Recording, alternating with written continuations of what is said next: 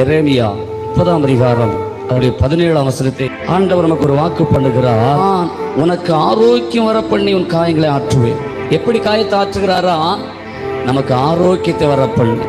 நம்ம எதிலெல்லாம் குறைபட்டிருக்கிறோம், எதிலெல்லாம் நம்ம பலவீனப்பட்டு போனோம், எதிலெல்லாம் நம்ம தோற்று போனோம், எதிலெல்லாம் நம்ம ஏமாற்றப்பட்டோமோ அதிலே ஆண்டவர் ஆரோக்கியம் வர பண்ணுகிறார்.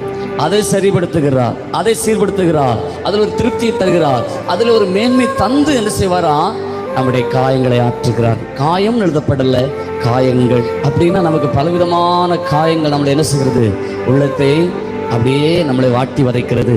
சரீரத்தை நம்ம பல காயங்கள் நம்மளை வந்து நம்மளை சூழ்ந்து கொள்கிறது.